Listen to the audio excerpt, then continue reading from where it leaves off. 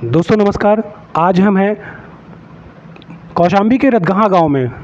रतगहां गांव में आज हम आपको एक ऐसे व्यक्ति से परिचय करा रहे हैं जो त्याग के लिए अद्भुत मिसाल हैं, जिनका त्याग लोगों के लिए अनुकरणीय है।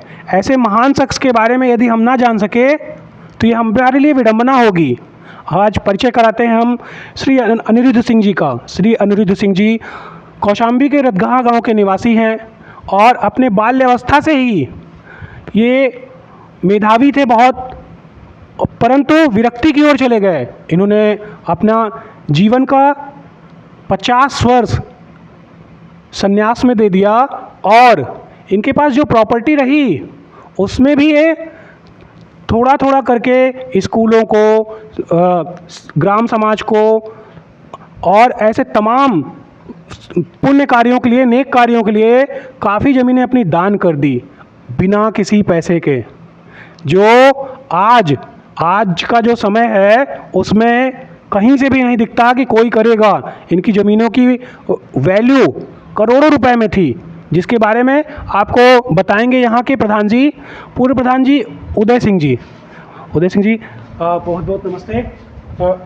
ये आप जरा सा थोड़ा सा परिचय दीजिए आप आदरणीय जी के बारे में। जी नमस्ते सर। मैं बताना चाहता हूँ कि ये अनिरुद्ध सिंह जी हैं। ये बचपन से ही थोड़ा सा समाज से जो है तो इनका जो लगाव रहा, क्योंकि इनको जीवन जो है तो ये हमेशा त्याग में रहा है। ये हमेशा सामाजिक कार्य के साथ, भागीदारी के साथ साथ ये ज़्यादातर इनका जीवन आध्यात्मिक समय में बीता है। लोगों को हमेशा सामाजिक जो बुराइयां जो गाँव में दिखती रहती है उनके प्रति इनको हमेशा लोगों को जागरूक करते रहे हैं। इन्होंने पर्यावरण के प्रति भी बहुत काफ़ी ध्यान दिया है, आध्यात्मिक प्रति लोगों के बारे में बहुत काफ़ी कुछ बताया। यहाँ तक चिकित्सा के बारे में भी इन्होंने काफ़ी हद तक लोगों की सुविधाएं दी है। ज़्यादा थोड़ी थोड़ी जानकारियाँ लेकर के, आयुर्वेद से लेकर के, होम्योपैथिक से लेकर के, ये सारी चीज़ें इन्होंने अपने गांव के लिए काफ़ी कुछ काम किए हैं और गांव इनसे काफ़ी लाभान्वित भी हुआ है। इन्होंने अपना जीवन जो है तो त्याग में बिता दिया। इन्होंने अभी तक इन्होंने शादी की है, ना तो शादी करने की इनकी अपेक्षाएं हैं। इन्होंने अपनी जो जीवन शैली में हमेशा लोगों की भलाई के लिए ही काम किए हैं। यहाँ तक कि गांव में हमारे सड़कों का कोई रास्ता नहीं था, इन्होंने अपनी ज़मीन में दे करके गांव वालों के लिए अपनी ज़मीन दे करके ये गांव वालों के लिए रास्ता बनाने के लिए काम किए हैं। और जहाँ जहाँ भी लोगों की समस्याएं दिखी है और ज़मीनें इनका वहाँ जुड़ी थी तो इन्होंने अपनी ज़मीनें में से दे करके गांव वालों के लिए निकासी के लिए रास्ता दिया है। गांव वाले भी इनसे काफ़ी इनका सम्मान भी करते हैं। और इन्होंने शिक्षा भी इलाहाबाद यूनिवर्सिटी से की है, जो कि फ़िलासफ़ी से किए थे। इनके बाद इनका जीवन आज भी, चूँकि जीवन त्याग में चलता रहता है, जितनी भी सामाजिक बुराइयां हैं उनके पीछे हमेशा लोगों को बताते रहते हैं, ध्यान देते रहते हैं, ताकि आने वाली जो पीढ़ियां हैं वो विचलित ना हो पाए। और इनका जो जीवन है वो त्याग के लिए है। लोग इनको काफ़ी सम्मान देते हैं, गाँव के लोग। मेरा यही कहना था इनसे। बहुत बहुत धन्यवाद प्रधान जी। अब हम आपका परिचय कराते हैं यहाँ के वर्तमान प्रधान श्री सागर यादव जी से। सागर यादव जी इनके कृतित्व के बारे में बहुत अच्छे से बताएंगे, क्योंकि इन पिछले पंचवर्षीयों में इनके द्वारा जितने भी कार्य किए गए उसमें आदरणीय जी के द्वारा कितना सहयोग किया गया गाँव का, आप बहुत अच्छे से जानते हैं। नमस्कार भाई, मैं वर्तमान में प्रधान हूँ शिव सागर यादव, और मुझे इनसे, श्री माननीय अनिरुद्ध जी से बहुत अच्छी प्रेरणा मिली है। मैं जो काम भी करता हूँ हर काम में मुझे अच्छी राह बताते हैं कि बेटा ऐसा करो, वैसा करो, ये समाज हित में काम होगा। और इनके दिखाए हुए रास्ते पे मैं चला तो उसमें मेरी जनता को बहुत लाभ मिला। और मैं बहुत छोटा हूँ इनके उम्र से, मेरे उम्र से बहुत बड़े हैं। और इनके किए हुए कार्यों पर मैं देखता हूँ कि इन्होंने जो जो काम किए हैं समाज हित में और मेरे गांव के लिए सराहनीय कार्य किए हैं, तो इन्हीं के दिखाए हुए रास्ते पे भी मैं चलता हूँ। और जो काम किए हैं वैसा काम तो मैं नहीं कर सकता हूँ, लेकिन हाँ कुछ न कुछ तो कर रहा हूँ जो मेरे समाज के लिए बहुत अच्छा है, मेरे गांव के लिए बहुत अच्छा है। इन्होंने जब हम लोग छोटे थे तो हमारे गांव में आने के लिए कोई रास्ता नहीं था, और जो रास्ता मेन रास्ता था उससे आने के लिए भाई साहब का जो ज़मीन पड़ती थी उसके बगल में पड़ोसी को भी और ज़मीन पड़ती थी, लेकिन जब उनसे कहा गया तो उन्होंने साफ इनकार कर दिया कि हम अपनी ज़मीन में से रास्ता नहीं देंगे।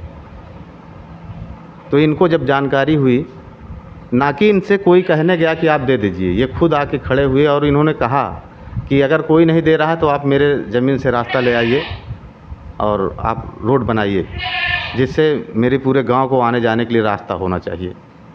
गाड़ी पहुँचे, एम्बुलेंस पहुँचे, घर तक बहू बेटियों को ले आने के लिए गाड़ी पहुँचे, बच्चों को स्कूल जाने के लिए गाड़ी पहुँचे। तो वहाँ से इनको मतलब कि गांव को रास्ता मिला, और एक रास्ता नहीं, दो रास्ते। और वो ज़मीन उन्होंने दान किया है कि जो आज करोड़ों में उनकी कीमत है।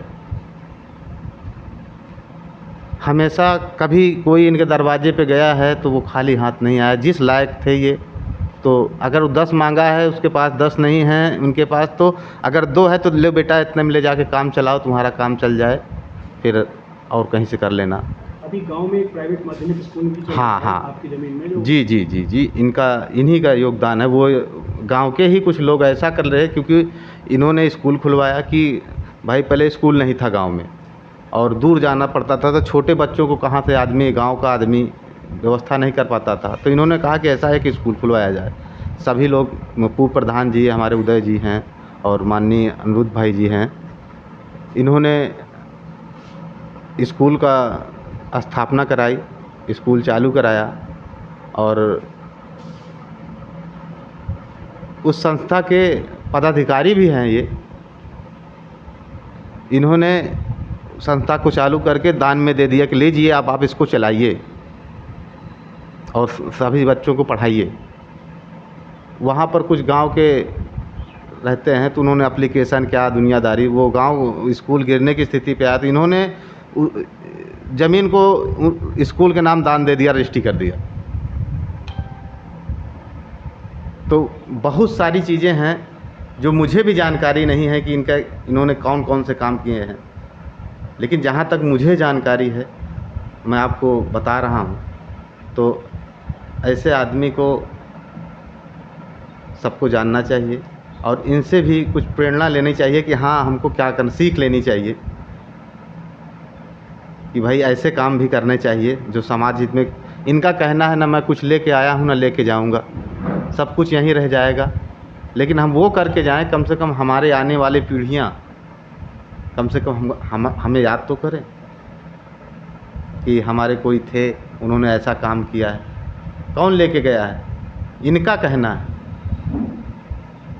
कि सबको जाना है, चाहे वो करोड़पति हो, चाहे अरबपति हो, चाहे रोडपति हो, चाहे एकदम गरीब सड़क पर भीख मांगना, सबको जाना एक ही जगह है लास्ट में, जो सच्चाई है। तो हमेशा मैं जब मुझे समय मिलता है तो मैं इनके पास बैठता हूँ और इनसे पूछता हूँ कि मुझे अच्छी राह बताएं, और मुझे बताते भी हैं। और बहुत बहुत धन्यवाद जी। आदरणीय अनिरुद्ध जी के बारे में जितना बताऊं उतना कम है। ये समझिए कि इन्होंने अपने जीवन के कई वर्ष आश्रम में बिताए हैं, और आश्रम में बिताने के बाद भी अभी इनके छोटे भाई को मुंह का कैंसर हो गया, तो ये आश्रम को छोड़ करके सेवा भाव से अपने भाई की सेवा करने, भाई के परिवार को संभालने, बच्चे छोटे हैं उनको संभालने, बिना किसी हिचकिचाहट के आश्रम को त्याग कर आकर के घर पर निवास कर रहे हैं। परंतु पूरी जीवन शैली वही है आश्रम वाली। सुबह उठना, नित्य कर्म करना, लोगों को भलाई करना। यही नहीं, आदरणीय अनिरुद्ध जी को 20 साल का अनुभव है होम्योपैथ चिकित्सा का। होम्योपैथ चिकित्सा में इनको इतनी निपुणता हासिल है कि आप जटिल से जटिल रोगों को बहुत आसानी से, बहुत सरल तरीके से ठीक कर देते हैं, ऐसा गांव वासियों का कहना है। ऐसे व्यक्तित्व के धनी और त्याग की मूर्ति आदरणीय अनिरुद्ध सिंह जी को हम हृदय से अभिनंदन करते हैं। आइए कुछ इनसे ही पूछते हैं एक दो सवाल, और उसके बाद हम कोशिश करेंगे, चाहेंगे, आपसे अनुरोध करेंगे कि आप सब इनका वीडियो देखिए, इनके कृतित्व को समझिए, और यदि हमारे समाज में ऐसा कोई भी व्यक्ति है तो उसे जग जाहिर करिए। तो आइए मिलते हैं आदरणीय अनिरुद्ध जी से। सर, आपको एक बार फिर से बहुत अभिनंदन। सर, हमारे दर्शक ये जानना चाहते हैं कि आप में ये जो बदलाव है इसका कारण क्या है? आम व्यक्तियों से आप अलग हट करके रहते हैं, आम व्यक्तियों से अलग सोचते हैं, तो ये आपने बचपन से हासिल कर लिया था? भाई, हम जब से पैदा हुए, कुछ बड़े हुए तो देखा एक इंसान का विचार होता है कुछ करने का, तो उस हिसाब से हमने समाज में सीखा, अच्छा बुरा जो भी देखा, तो हमारा मन ऐसा करने का हुआ है, तो हम किए आश्रम या समाज में रहें, गांव की समस्याओं को जो भी है अपने तरीके से किया है। और आप लोग जो हमारे बारे में कुछ बोले हैं, आपकी महानता है। मैं ऐसा नहीं कह सकता कि मैं कितना क्या हूँ क्या नहीं हूँ। युवा अवस्था में जब गांव के और लोगों के द्वारा जानकारी मिली कि आप युवा अवस्था में देश में जो नई टेक्नोलॉजी आती थी, नई खेती के बारे में जानकारी आती थी, उसको सबसे पहले गांव में ले आते थे। हाँ, तो कुछ भी था तो इसमें खोज में लगा रहता था कि इसको कैसे किया जाए, क्या किया जाए, सारी चीज़ें। बहुत पहले जैसे कुछ मशरूम की खेती के बारे में कि उस समय कोई जानता ही नहीं था, हम उत्पादन किया, उसको शहर ले गए, तो वहाँ पर लोगों ने मतलब कोई जानता ही नहीं था ठीक से कि ये है क्या चीज़। तो इस तरह से तमाम बहुत चीज़ें खोजते थे। आपको उसके खरीदार भी नहीं मिले जब आपको? यहाँ खरीदार तक नहीं मिलते थे उस समय, तो हम एक नया कारण सोचते थे, नई तरीके से। देखिए, आदरणीय अनिरुद्ध जी ने उस समय ऐसी खेती का प्रयोग किया जिसके कोई व्यापारी ही नहीं थे। प्रयागराज एक बड़ा जनपद है, प्रयागराज जैसे जनपद में मशरूम का कोई उस समय खरीदार नहीं था। आदरणीय जी को अपनी वो खेती बंद करनी पड़ी क्योंकि दूर बाजार कहाँ था पता नहीं था। इसके बाद आप अध्यात्म की ओर कैसे लौटे? अध्यात्म तो बचपन से था कि घर छोड़ दें, फिर शादी नहीं की। 20 साल घूरपुर गंजड़िया तारा आश्रम में भी बिताए, लेकिन कुछ ऐसी परिवार में बूढ़े माता पिता और भाई को कैंसर होने के कारण उनके छोटे बच्चे हैं, खेती बाड़ी है, अगर उनको छोड़कर अपने कर्तव्य से चले जाएं तब भी नहीं अच्छा। महात्मा जी जो वहाँ के महान थे, उन्होंने कहा कि जो भी आपके सामने कर्म है उससे भागिए, मैं ही उनको पूरा करके अपने कर्तव्य को फिर आप आए। और आपने ये चिकित्सा पद्धति को किस प्रकार सीखा? जब मैं ग्रेजुएशन कर रहा था उसके पहले ही मुझे म्यूकस कोलाइटिस हो गया था। मेरा वेट 38 kg था। तो एक होम्योपैथ के चिकित्सक थे, वारंट ऑफिसर थे, बमरौली में बैठते थे, तो उन्हीं के पास बैठता था घंटों। तो ऐसा निराशा हो गई कि मैं शायद नहीं जी पाऊँगा। तो वो प्रेरित करते थे, थोड़ा बहुत बताते थे होम्योपैथ के बारे में। तो मैंने कुछ पुस्तकें पढ़ी, आज से करीब 40 साल हो गए हैं। तो फिर मैं होम्योपैथिक और योग द्वारा धीरे धीरे असाध्य सी बीमारी, इलाहाबाद जनपद का कोई ऐसा जो फेमस डॉक्टर नहीं था जिससे नहीं मिला। लेकिन लोगों ने मुझे ये कर दिया कि शायद आप ठीक नहीं होंगे। लेकिन धीरे धीरे योग और होम्योपैथ से मैं पढ़ता और रिसर्च करते करते अपने आप अपनी बीमारी को ठीक कर लिया, और लोगों को भी जो भी मेरे ज्ञान है उसके द्वारा उनको भी लाभान्वित करता रहता हूँ अपने सामर्थ्य से। जी बहुत बहुत धन्यवाद। आपकी जैसे विभूतियों से मिलना ये हम लोगों का परम सौभाग्य रहता है कि कल के हम आपके यहाँ आ करके आपके बारे में जान पाते हैं। आप जैसे देशभक्त को पूरे देश को जानना चाहिए। आपसे तमाम चीज़ें सीखनी चाहिए, जिस क्रम में मैं आपसे बहुत कुछ सीखना चाहता हूँ। जैसे जैसे मेरे पास समय होगा मैं आपके पास सीखने ज़रूर आऊँगा। सभी दर्शकों को बहुत बहुत धन्यवाद।